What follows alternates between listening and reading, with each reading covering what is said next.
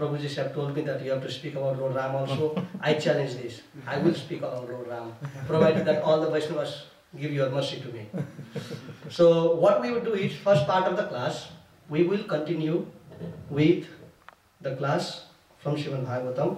But by Krishna's arrangement, today's topic is such that it can be at some point diverted, because it comes out to be the topic of Lord Ram at some point. So as that comes out, I'm just going to divert into Lord Ram. Okay? So what have we discussed so far? That's the first thing. You know that I do that all the time. What is the last topic? Vidur coming and then taking Dhritarashtra. Where did he take Dhritarashtra to? To Himalayas. Himalayas. First. What hurt Dhritarashtra the most? His sons dying in all. No, after that he was with Bhim. He was fine. Badhiya se prasad kha rahe the. He was fine with that. But what hurt him? What made him leave the home? That he was living like a dog. Yes. Bolenge, Bhaiya ji, my dear brother, you are like living like a dog. A dog, even after being kicked by its master, because of his mischievous act, still he goes under the leg of the master and says, please give me something to eat now. That's okay, you kicked me once. But still, I am living in your mercy. So he said, Maharaj, your sons were all killed by this Bhim. Who is looking after you today? And you are still living here? Shame on you.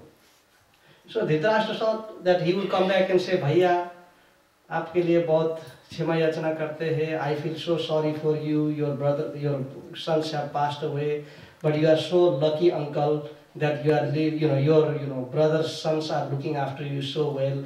Good luck for you. He thought that is the expectation that Dhritarashtra had, that Vidur would say. But he came and said totally opposite. You are like a dog. Leave now. And if you don't know where you to go, because you are spiritually blind, materially you have no eyes, spiritually your knowledge is being taken away. If you don't know what direction to go to, let's go with me. He led Dhritarashtra. So after taking Dhritarashtra to Himalayas, Gandhari followed Dhritarashtra.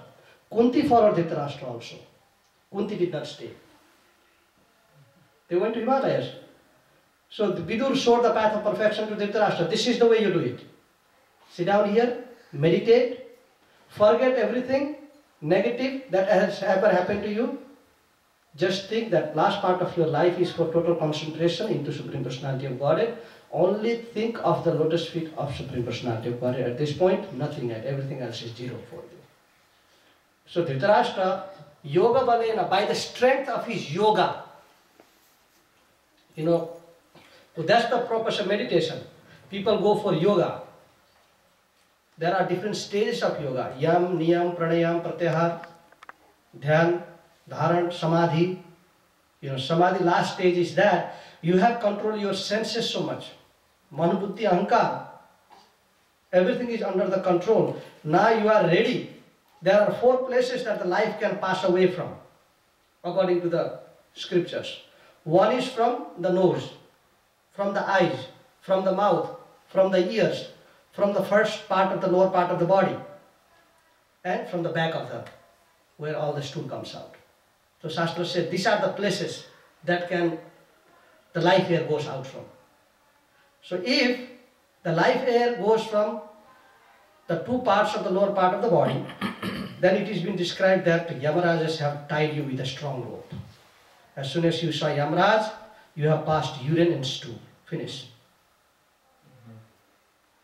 Then second part is passing a life air from the mouth, the eyes and the nose together.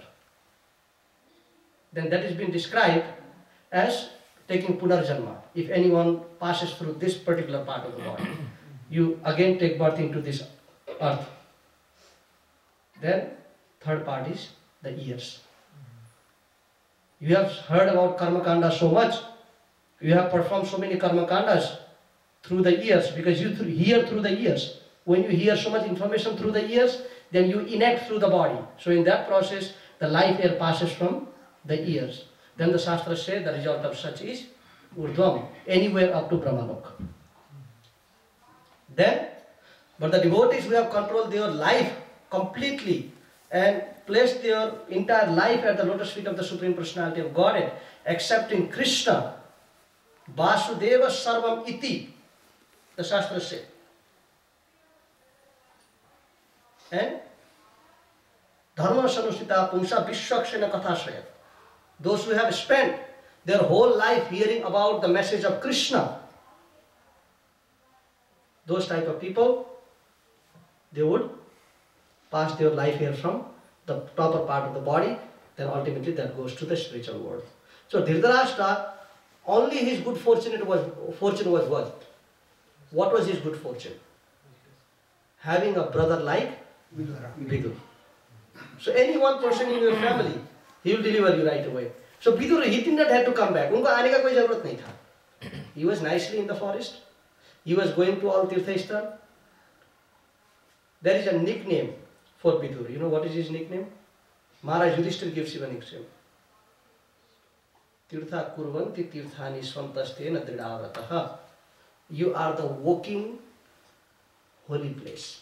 The holy places are situated in one place. Yes, normally. You have to go to them. He says, Bhagavad Vida, Bhagavata, Tirtha Bhuta. When he saw his uncle first, he did not say, Uncle, kahan gaye? What did you bring for me? Did you go to New York City? You have any memory of New York? You have any memory of New Jersey? You have any memory of Arizona? That's what the children expect from the uncle first. Isn't it? But in the case of Vidur, when Maharaj Yudhishthir saw Vidur entering into the kingdom after visiting all the holy places, he says, Bhagavad Vida Bhagavata Tirtha Bhuta Swayam Vibhu Tirtha Kurvanti Tirthani Swantastena Dridavarta. Here comes the walking holy place. My dear uncle, you are the walking holy place. Wherever you go, you make that Tirtha Kurvanti Tirthani. You have ability to make any place into Tirtha. Swantastena Dridavarta. Then he says, Gadavrita. Because they carry the Supreme Lord, the carrier of Gada, in their heart, and they have that ability to do it. So after that, he did not spend too much time with Pandavas. He knew that Pandavas are well looked after Krishna. Krishna will make their arrangement of departure. He went directly to Dhritarashtra. And after taking Dhritarashtra out, he did not spend any time in the kingdom anymore. He took him to Himalayas, said, find your own path now. Here I have brought you. Then he went again to holy places. Then Vidura left his body also. Okay? So that's what happened. Dhritarashtra left, Vidura left. Then now, next part is about Krishna's departure. Did Vidura meet Maitreya? Yeah, that's the next topic. That will come in later cantos. So, जो पीछे आने वाले हैं उसको मैं नहीं जाऊँगा अभी. That will come up now. Okay? Then next part is Krishna departing. Many things happened before Krishna left. Okay, as I told you, the destruction of Yadu dynasty, you have heard of that. So next part is after the Yadu dynasty was destroyed, Krishna came out from Dwarka. Krishna came out from Dwarka, then he went to the place where the actual sacrifice or the Yajna by the Dwarka residents were performed. He went there and he was sitting down under a tree. Okay? So before Krishna leaves, Krishna does not want to leave everything like, iti. Okay, my time is finished here and nothing should be remaining after this.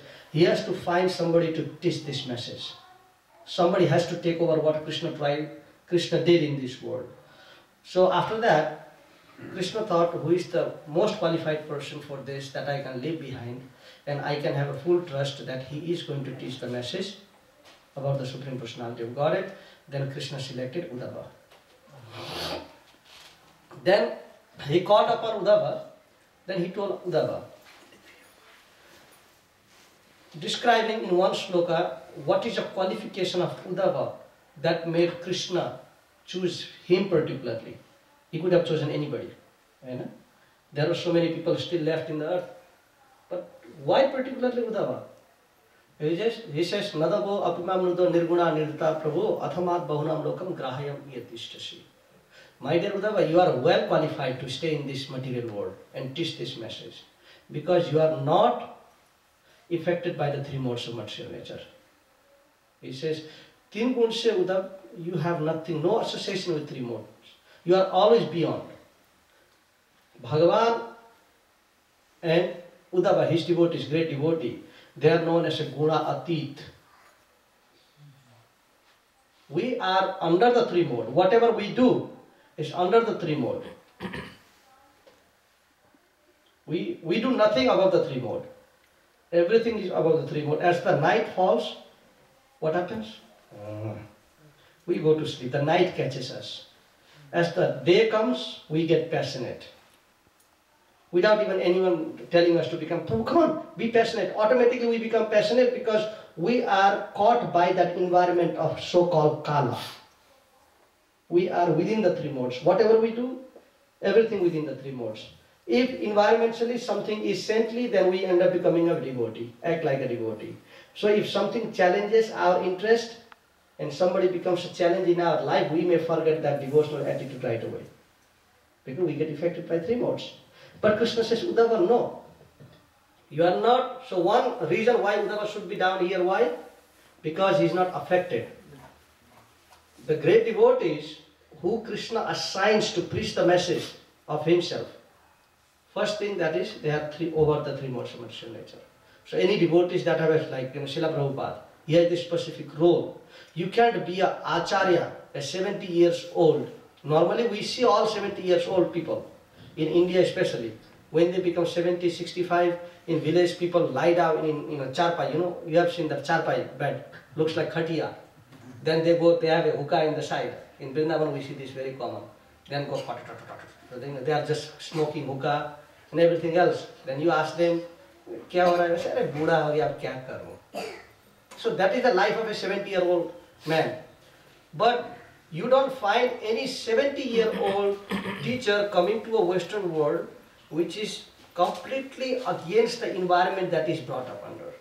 And he preaches the message of Krishna so much that within 11 years of his preaching mission, he opens 108 centers. We are running a small center. It is not easy. Is it? We are a young blood here.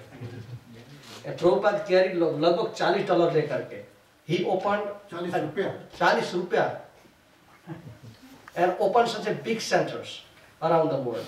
And we know what is like opening. And in him it was not a center right by the 71st Street. Him it was Boston Street right away. Boston, New York, Los Angeles, and making the disciples. We know how hard it is, but he did it. So it has to be a person who has a special kripa. So in one way, we have that special kripa, little bit, maybe not a big portion. But Krishna is just saying, okay, I will just give you a little bit kripa, let's see how you handle it. हो सकता है कि बड़ा कृपा दे देंगे और handle भी नहीं कर पाएंगे. So Krishna says, थोड़ा सा कृपा दे देंगे, let's see what you can show out of the sample. This is just a sample for you. And if you think that you can handle it, then भगवान थप्पड़ फाड़ के बड़ा कृपा दे देंगे फिर. So he thought Uddhava is well qualified for it, his kripa. Then he says, Natatame priyatama atma yoni nasamsaya nacha sankarsano nasti naivach mata yatha bhavan. My dear Uddhava, I don't favor anybody as much as I favor you. I don't favor the Yadavas. Means you are so dear to me that I love you more than my own family members. I love you more than Lord Balaram. So therefore, grahayam yatishtasi. Do you want to stay here after I leave and preach this message? As the time goes, there will be Jan Vijay and everyone else that need to be preached by Uddhava. Okay? So, like that, Krishna preached the message. Here some discussion. There is a section of Srimad Bhagavatam called Uddhava Gita. The Gita, this is called Bhagavad Gita, which is spoken to Arjuna. And there is a Gita which comes around the 11th canto of Srimad Bhagavatam. That is called a Uddhava Gita. The Gita that is told to Uddhava by Lord Krishna himself. So after saying this, Uddhava accepted the order of Lord Krishna and says, yes, my dear Lord, I will do this. Then Krishna says, okay, I need to then go. Okay. So what had happened is after Uddhava left, the discussion between Krishna and Uddhava will come in 11th canto now. Okay? This I will just introduce what Krishna did before he left. So what he said to Uddhava, what was the teaching that he gave under deity worship, Varnashram, Dharma, everything else, we'll discuss as we reach the 11th canto. So after he left, according to certain scriptures, Krishna was sitting down under a banyan tree. Okay? He was just waiting there. Shastra says he was meditating on his own pastimes. Bhagavan bhi kabhi kabhi. Our nidra is called what? We call our nidra a sleep, a slumber. We lie down in a lap of Maya when we sleep. And when Krishna acts like his closed eyes, that is called a yoga nidra. That Lord is concentrating in his own pastime he enacted. You know, the pastimes of the Lord is so attractive that even he feels good of what he did. Do we feel good of what we have done? The pastimes? You can just think that you have gone to Walmart shopping. And how you shopped in a Walmart, does it become a memory to you in your life? That I was such a great shopper and no one is better than me. So you don't remember, but because our activity is nothing to think of. As Chanakya Pandit says, not harder namanticha. Everything that we do is a burden to our life. And everything that the Supreme Lord does is a subject of remembrance, not only for his devotees, but for himself. Even he thinks of it, of his pastimes, and he becomes enlightened by it. So, Krishna was doing this. Meanwhile, and Krishna was beautifully glowing. Bahut sundar. And looking from far away, it resembled like Krishna was a golden deer, according to the scriptures. Krishna looked like a golden deer. As Krishna was meditating, and under the tree, a hunter by the name of Jara, he came by. And he saw this beautiful glowing personality that resembled like a beautiful deer. And he thought, what a deer. He captured it. But I don't want to kill him. I want to just injure him. So he shot the arrow right at the toenail of the deer. For now he thinks it's a deer, okay? It's not a deer. So he shot the toenail. Right after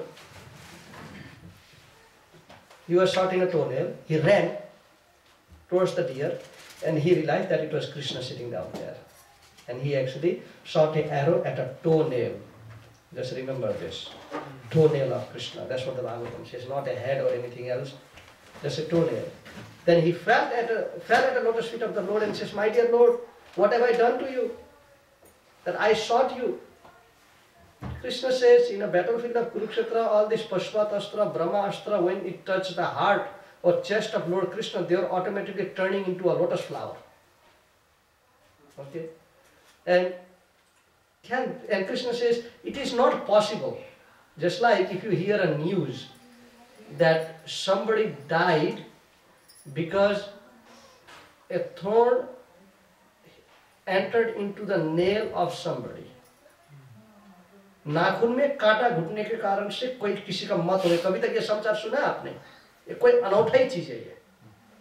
No one dies with something hitting a toenail, unless it is a big infection, which Krishna did not sit down there for 10 days with a big leg, swollen up. It was nothing like that. So then the Lord says, this is nothing. Now he says, because the reason is this. Now I am diverting this to Lord Ram. Okay? Now you heard about Krishna.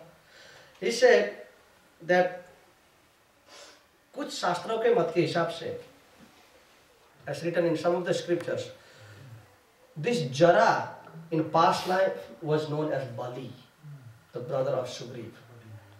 Okay, brother of Sugriv.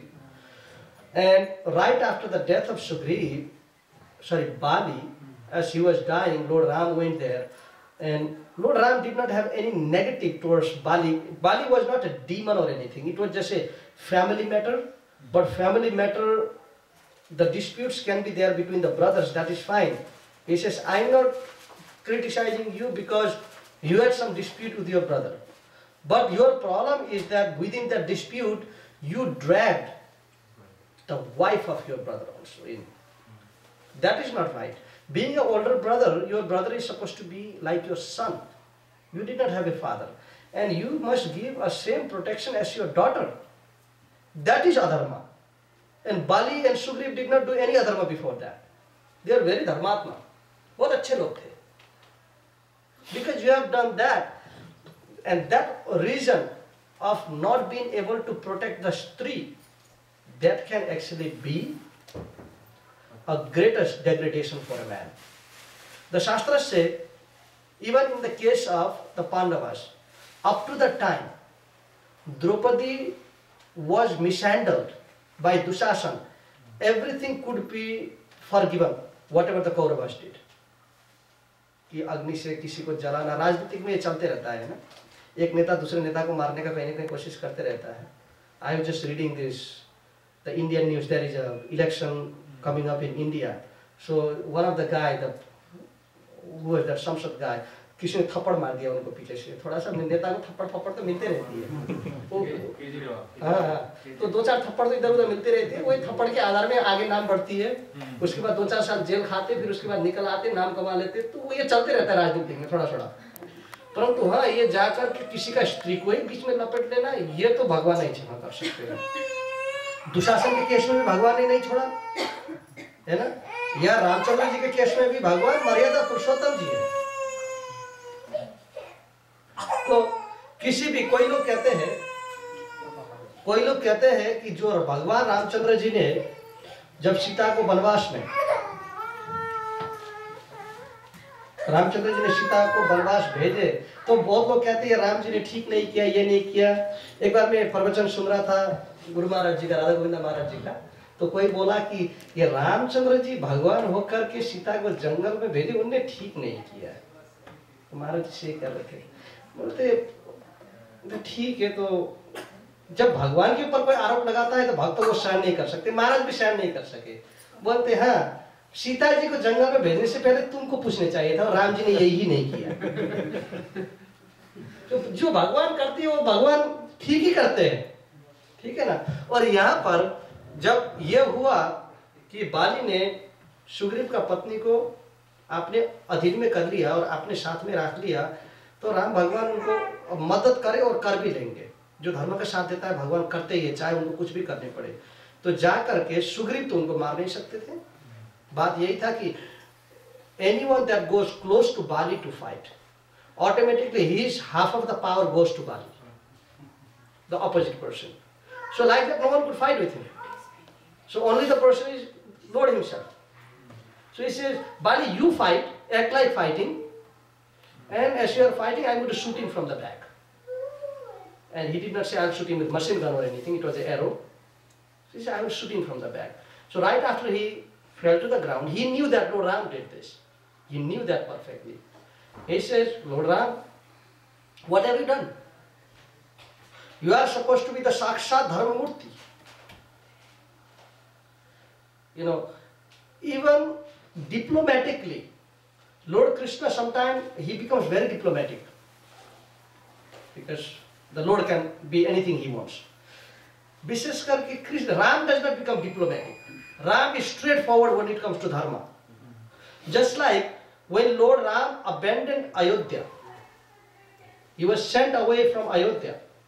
Maharaj Dasrath said to Aryasuman, you know, the mantri, Aryasuman, he told Aryasuman, Aryasuman ji, this is for 14 years of vanish to the forest. You know, according to the law of dharma, sometimes 14 days can be considered as 14 years. In Apatkalin Sthiti, it can be considered that. Even Bhishma Dev said it. He said, okay, when the Pandavas go to the forest for exile, let them spend how many years? 15. How many years they went for? 12 years. 12 plus 1. 13. Yeah, 13 years. He said, when they go to the forest, you didn't have to keep them for 13 years in the forest. Just keep them for 13 hours. And according to dharma, sometimes 13 hours is considered as 13 years. You bring them back and I will twist the principle of, like, it can be done that way. Then Maharaj Yudhishthir, and here again Lord Ram, when that was said, that 13 years are considered, 13 days are considered 13 years, 14 days are considered 14 years. So therefore, my dear Lord Ram, you have already stayed out of Ayodhya for 14 days, and this is considered as 14 years according to the certain apatkalin dharma, the emergency process of dharma, and your father said that I should take you back. Chalo, that's my battle. Then Lord Ram said, the principle of dharma are meant for our protection. It is not meant for twisting them around just because it is comfortable for me. He said, dharma ko todphod nahi karni chahiye. You follow the principle of dharma as it is. So therefore, Arishmanji, I can't go. It is a 14 years, it's a solid 14 years. And when same thing Maharaj Yudhishthir said, other brothers, Bhim said, okay, 13 दिन तो बाहर बैठे, चलो जा करके we'll just go and just break the neck of Duryodhan first, then whatever needs to be done after that we'll do it. चलो भाग में महाराज युधिष्ठिर नहीं माने. ये धर्म का गहन इतना गहराई होता है. The controversy of religion is so deep that you can't twist them around. Like if every person twists the dharma according to their own benefits, then where would dharma go after that? Where would the principle go? I mean, we have seen that in our world. Just like in a Christianity, one of the 10 commandments is that thou shalt not kill. Yeah? So thou shalt not kill means principally nothing that has a life can be killed. Finished. Anything that has a life. Killing a mosquito is not killing a mosquito. Because it is mosquito, not a human, it is not considered killing. Yes, it is killing. You kill a chicken, you think it is not killing. You kill a cow, you think it is not killing.